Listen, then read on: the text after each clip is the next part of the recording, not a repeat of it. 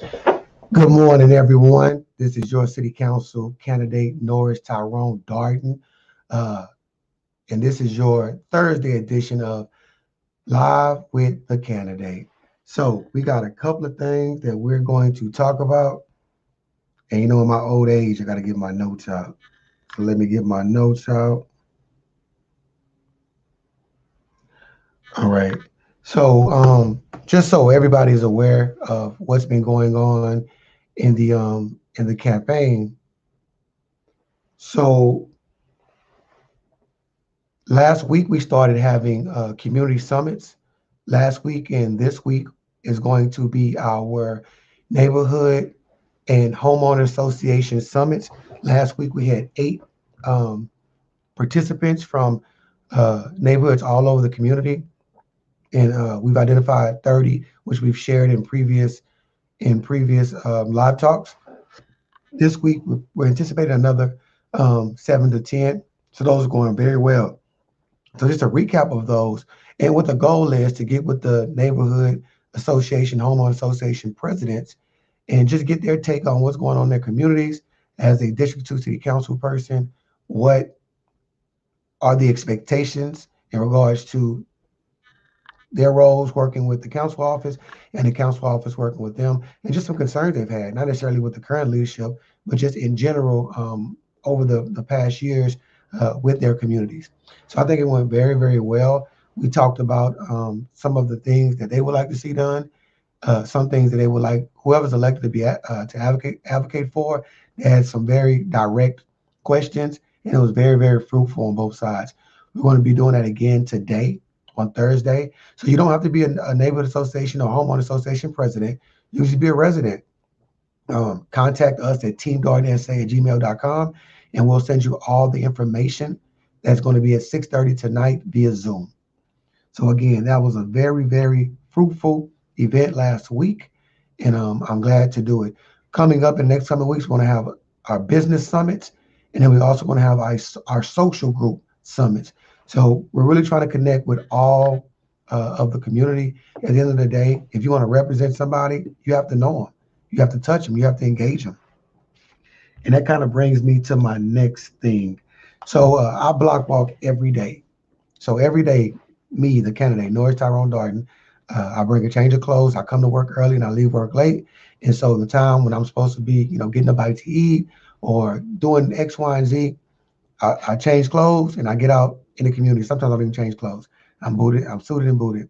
But I'm going out in the community and I'm listening to the residents. I've walked Wheelie Heights. I've walked Denver Heights.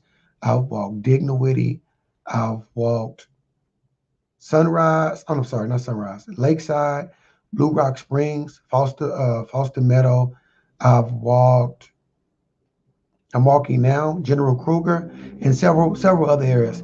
But the concerns are different, but at the same time, the concerns are all the same. And ultimately, one of the biggest concerns is the disconnect when it comes to the District 2 office and the actual residents. And again, this is not anything to do with the current leadership. This is what they've been saying over time.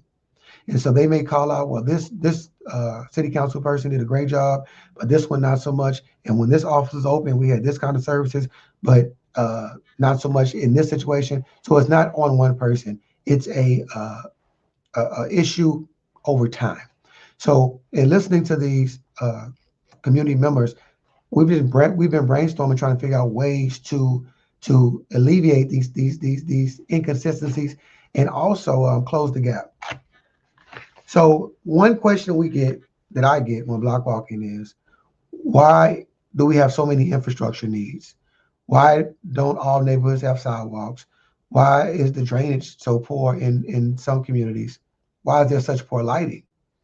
And my response is is layered, but the response I'm going to share with you is this. People say the squeaky wheel gets the oil, and that's true in some cases. But when it comes to the political realm, numbers get the grease. And by that, I mean this. In District 10, we have about, I'm sorry, District 10. In District 2, we have about 70,000 registered voters. and just putting a round number to it, on average, about 10% of that number comes out in votes. That's about 7,000 people, right? In District 9, they have about 100,000 voters. And anywhere between 30 to 50% of those people vote. So that's saying anywhere between 30 to 50,000 people vote. Now, if you're on the other side of a door and it has a hole in it and you're looking through and you see 50,000 people, and on the other door, next door, you see 7,000 people, which door you think is going to get the most push? The door with the 50,000 people behind it, or the 20,000 or the 30,000, not the door with the 7,000. That's what happens when it comes to the priorities of our city. The areas that have high civic engagement, guess what? They're the ones that are making the most noise because they have the highest level of representation on a civic level. And so their council members can advocate because they can say, well, my 10,000 or 20,000 or 50,000 active constituents want this. And if we don't want any issues at City Hall, we need to get them this. And that impacts the mayor because everybody votes for the mayor. So imagine if that district that has those 50,000 people didn't get their needs met. They might say, okay, I like my council person, but that mayor got to go because that mayor is not doing what they need to do for our community. Where am I going with this, Tyrone? Glad you asked. I was on that podcast last night where you asked. So I'm just going to throw that in there for a plug. With that being said, District 2 has to get our voter participation up. 10% is not going to cut it. 77,000 voters is not going to cut it. We need to get it up, and we need to get it up now. How are we going to get that up? I knocked on a young lady's door, and the first thing she said was, Mr. Darden, what are you going to do about voter registration? I said, I'm glad you asked. I just had Valerie from the registration organization on our talk. And guess what? She's out there doing it. So the first thing I would do is partner with organizations that are already out there getting it done. But the next step is how we get them to the polls. The bridge between that is information. People mostly, for the most part, don't act unless they know. They're not going to cross a bridge if they don't know that bridge isn't sturdy. And so they need to go know as much information as possible. So we need to inform people. That's the candidate's job. But beyond that, once they're informed and we get them to the polls, that's that first step. How do we keep them engaged? She said something that was phenomenal. She said, Mr. Darden, why don't we have quarterly get-togethers? She said, why do we have to wait for a national night out? Why can't, as a district, why can't we plan our own picnics, our own family reunions? I said, we can. I said, and it takes effort. And it takes effort from all the community, but for the most part, the council person can leverage the office and leverage their celebrity and their eliteness and get people engaged and keep people involved. So her idea was we can identify the 4 quadrants of the district: core east side, far east side, core northeast side, and then those other areas that may be a little bit spotty, and identify leadership in those areas. And so we don't have to always rely on the elected leaders. We can identify and appoint leaders in these communities. And maybe in those 4 quadrants, and we name them, like I said, core east, core northeast, far east, and D2 players, whatever the thing is, I don't know. And for those 4 areas, guess what? They can have a captain or a leader or a ward boss, whatever the situation may be. And we can start rallying people and mobilizing people. And so every 3 months, if we have these events, guess what? When it comes time to vote, we all got the information. We know who has what going on. If there's somebody, let's say we have a council person in, the council person obviously is already engaged, but let's say there's other people vying for that position. They can be intermingling with their area, or they can intermingle with all the areas and get to know everybody in the district. Or they can pick one. On quarter 1, I'm going here. On quarter 2, I'm going there. But we have engagement on a regular basis throughout the district. I love that idea. Another thing that she proposed is, she said, hey, Mr. Darden, the gentrification is it's really hurting my spirit. She said, why isn't it a program where the people that are here and want to be here can be able to fix up their homes for a low, and this is what she said. She said, fix up their homes using um, low interest home improvement loans. And she said a pot can be created. And it all doesn't have to come from the city. It can come from grants. It can come from donations within the community. It can come from partnerships, maybe with Lowe's or Valero or HEB or whatever. And let's say this pot gets up to $1 million. Her idea was residents can apply for low interest loans, and let's say it's a bottom of 25,000 and a ceiling to 50,000, right? So 25,000 to $50,000 loan, and it's a low interest loan, and so they get their home done. Maybe it's a 3 bedroom, 1 bath, and they want to make it a 3 bedroom, 2 bath. Maybe it's it doesn't have a carport. They want to put a carport out there. Whatever the situation is, they put their bid in. Someone comes out and kind of looks and see what everything costs, and they put their proposal together. They submit it. This was the caveat that really got me. We use contractors within the district. I know you guys know Lefty, our electrician. I know y'all know Mr. Greenwood, one of our local contractors.